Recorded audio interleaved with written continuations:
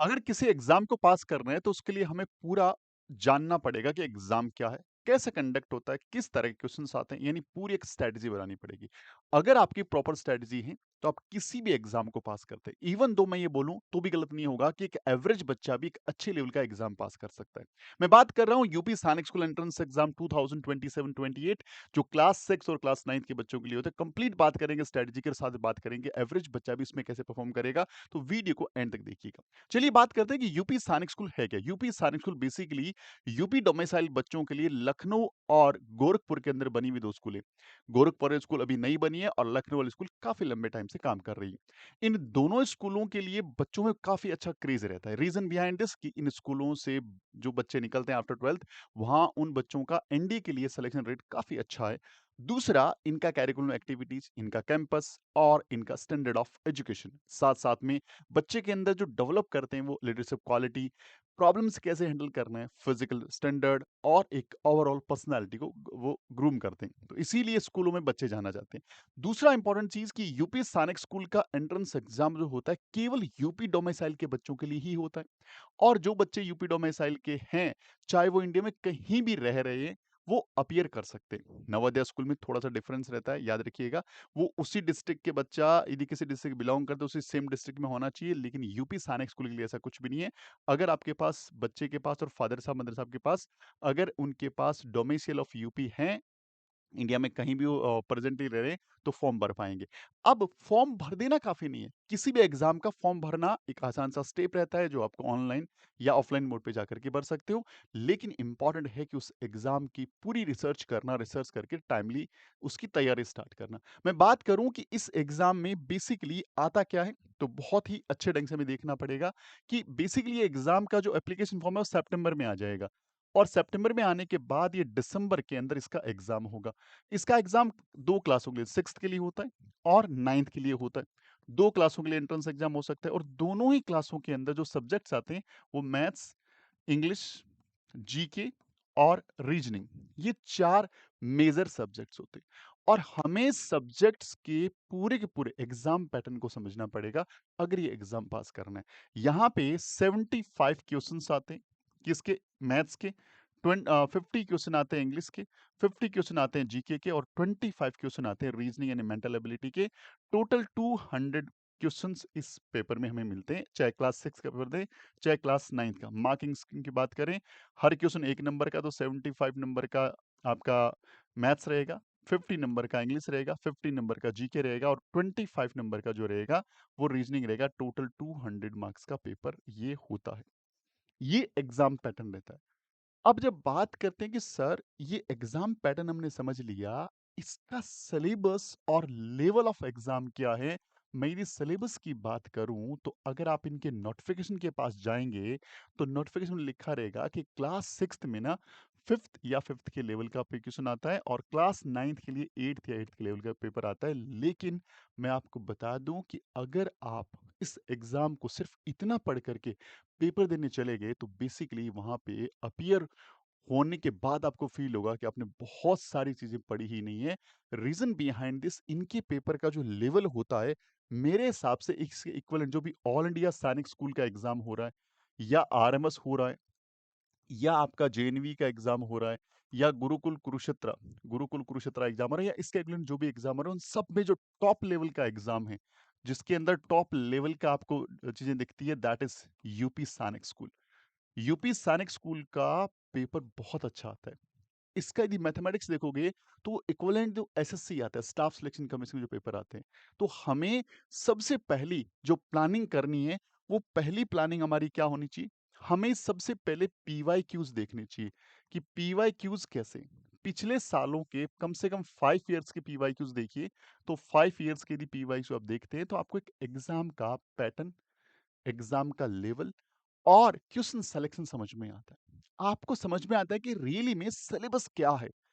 जो statement notification लिखा है उससे काम नहीं चलेगा। तो आपको सबसे पहला काम ये करना है। ये काम जब आप कर ले तो अब आपके पास एक टेंटेटिवली टॉपिक्स की लिस्ट भी बन जाएगी कि भैया कौन कौन से टॉपिक्स यहाँ पे आ रहे हैं। दूसरा, टेंटेटिवली सिलेबस पता लग जाएगा कि हाँ किस ढंग का सिलेबस आ रहा है। आपको लेवल पता लग जाएगा कि भैया किस लेवल के क्वेश्चन आ रहे हैं और फिर आप समझ पाएंगे कि भैया कंपटीशन किस तरह का है, किस लेवल पे जाके हमें प्रिपरेशन करनी है। सबसे पहला काम आपको ये करना चाहिए, क्योंकि अभी एप्लीकेशन फॉर्म नहीं, उसके लिए टाइम पड़ा है हमारे पास, वो सितंबर में आएँगे, लेकिन अभी से रिसर्च करना बहुत ज़रूरी है। जब आप ये कर लें, उसके बाद आता है कि हमारा सिलेक्शन ऑफ कोचिंग या फिर सिलेक्शन ऑफ गाइड, जो भी हमें गाइड दे। ज़रूरी नहीं है कि हम किसी भी कोचिंग से अटैच हों। हमारे पेरेंट्स के पास टाइम है तो सबसे बेस्ट गाइडेंस आपके पेरेंट्स दे सकते हैं। अगर पेरेंट्स का टाइमिंग है और आपको वो कंटेंट, वो पिछले सालों के पेपर्स कराने में समर्थ हैं, तो डेफ़िनिटली उनसे आप पढ़िए। आप फिर आते हैं किसी कोचिंग के पास, और कोचिंग के अंदर भी आपके पास ऑनलाइन और ऑफलाइन के 2 मोड अवेलेबल रहते हैं। हम जनरली जब भी मैं देखता हूँ तो प्रेफ़र पेरेंट्स का रहता है कि सर ऑफलाइन ही करना है, बट ऑफलाइन कोई भी कोचिंग आप भेज रहे हैं, लेकिन उससे पहले कोचिंग्स या ऑनलाइन भेज रहे हैं, तो कोचिंग्स या इंस्टीट्यूशंस या टीचर्स के बारे में कुछ बेसिक बातें जान लें कि क्या उनके पास इस रंग का एक्सपीरियंस है क्या? क्या पहले से वो यूपी सैनिक स्कूल को पढ़ा रहे हैं? क्या उनके पास पीवाईक्यूज़ पहले से हैं? क्या उनके पास प्रॉपर टेस्ट सीरीज़ हैं? और क्या उनके पास वो एकदम क्वालिफ़ाइड टीचर्स हैं क्या, जो इस एग्ज़ाम के पैटर्न को, लेवल को समझते हुए उसकी तैयारी करा सकते हैं? ये बहुत ज़रूरी चीज़ें हैं।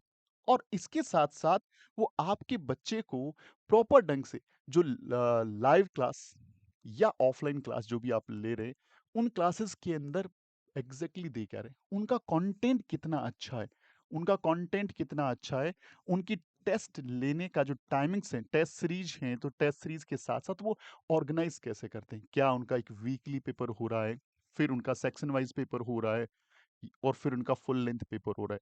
तो इस ढंग से पूरी एक प्लानिंग, पूरी एक स्ट्रैटेजी यदि इंस्टीट्यूशन या टीचर के पास है, तो डेफ़िनिटली कोई भी इंस्टीट्यूशन, कोई भी टीचर आपके बच्चे के लिए बेहतरीन हो सकता है, बेस्ट हो सकता है। बस ये फीचर्स बहुत ज़्यादा ज़रूरी है। मैं यहाँ पे अपने कोचिंग को रिकमेंड नहीं कर रहा हूँ, बट आपको बता दूँ कि सारे फीचर्स पे हम लोग बेसिकली काम करते हैं, और हमारा मेन मोटो रहता है कि हम बच्चों के लिए, बच्चों के ओरिएंटेड कुछ कंटेंट लेके आएँ, जो बच्चों के लिए बहुत फ्रूटफुल हो, और आने वाले टाइम में बच्चे इसको पढ़ कर के बहुत अच्छे से अपने मार्क्स को गेन कर पाएँ। इस बार भी हमारे 10 बच्चे रिटन क्वालीफाई होकर के इंटरव्यू के लिए गए। तो ये एक प्राउड की बात थी हमारे लिए कि हम लर्निंग प्रोसेस में we are also learning from childs, कि वो क्या सीखना चाह रहे हैं। किसी कैडर का बच्चा आ रहा है हमारे पास बेसिकली 3 कैडर के बच्चे पहुँचते हैं। एक वो बच्चे जो अपने आप को तैयार करके चुके होते हैं और हमें उसको सिर्फ फर्निश करना होता है। दूसरे एवरेज बच्चे जिनको हमें फर्निश करना होता है। तीसरा एकदम बिलो एवरेज बच्चे जिनका ड्रीम है और उनके पास टाइम है। देखो, आप बिलो एवरेज हो लेकिन आप एकदम लास्ट के 2 महीने में आ रहे हैं, कांट पॉसिबल, आप जानते हैं इस बात को। आप बिलो एवरेज हो लेकिन 1 डेढ़ 2 साल पहले से प्लानिंग कर रहे हो कि नहीं, मुझे इस एग्ज़ाम को क्रैक करना है, मुझे स्ट्रेटजी मिले, तो आप हमें टाइम दीजिए। आप टाइम देंगे तो हम आपके पास 1 टू 1 धीरे-धीरे, धीरे-धीरे ग्रेजुअली काम करेंगे, तो आपका लेवल ऑफ सब्जेक्ट बढ़ेगा, और जब लेवल ऑफ सब्जेक्ट आपका अच्छा होगा तो फिर एग्ज़ाम के पैटर्न को समझ पाएँगे। क्योंकि पहले एक बच्चे को इस बात के लिए हमें एग्री करना होता है कि यू कैन, आप कर सकते हो, और उसके लिए उस बच्चे को केवल मोटिवेशन नहीं, उस बच्चे को उस ढंग से पढ़ाना पड़ता है। तो हम उस पे काम करते हैं। तो तीनों तरह के बच्चे पहुँचते हैं हमारे पास। तीनों पे हम अपने अकॉर्डिंग, हमारी जो भी strategies, best strategy for the child हो सकती है, हम उस पे अप्लाई करते हैं, और हमारा पैटर्न जो रहता है वो रिवर्स इंजीनियरिंग फॉर्मेट का रहता है, कि हम बच्चे को प्रॉब्लम, फिर इसका सॉल्यूशंस और how to solve step by step सारी बातें सिखाते हैं, जिससे बच्चे की कॉन्सेप्ट बिल्डिंग होती है। बेसिकली प्रॉब्लम होता क्या है, कि आपने सिंपली कहीं से भी रैंडम किसी कोचिंग को पिक करा या किसी टीचर को पिक किया, मार्केट से बुक लेके आ गए और दैट्स ऑल, कि भैया अब निकाल ले एग्जाम। ये नहीं होता। उस बच्चे को पूरे के पूरे एक मिशन की तरह काम में लेना पड़ेगा। हर एक चीज़ को समझना पड़ेगा।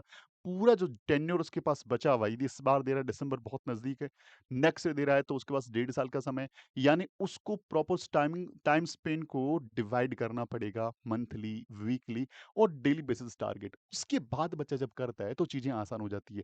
अब अगर आप एवरेज स्टूडेंट हैं तो भी कर सकते हैं। रीज़न कि आपने यदि प्रॉपर ये सारी रिसर्च करी है, उसके बाद आप, जो बच्चे थोड़े एडवांस है, वो यदि 1.5 घंटा, 2 घंटा, 3 घंटा पढ़ रहे हैं, तो आप उनको थोड़ा-सा ज़्यादा मेहनत करना पड़ेगा, और आप भी उनसे बेटर कर सकते हैं।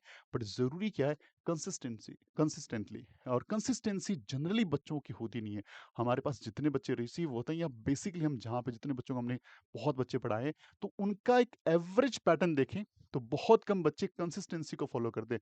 अगर आप कंसिस्टेंट हैं, आप रेगुलर बेसिस पे बिना रुके, बिना ब्रेक लिए लगातार डेली जितना घंटा पढ़ना है 2 घंटा, 3 घंटा आपने सेल्फ स्टडी की बात कर रहा हूँ मैं, तो उतना आप नहीं छोड़ते हैं, तो डेफ़िनिटली आप कर पाएँगे और ऐसे बहुत सारे एग्ज़ाम्पल हमारे पास है, जो एवरेज होकर ही बहुत बढ़िया कर गए।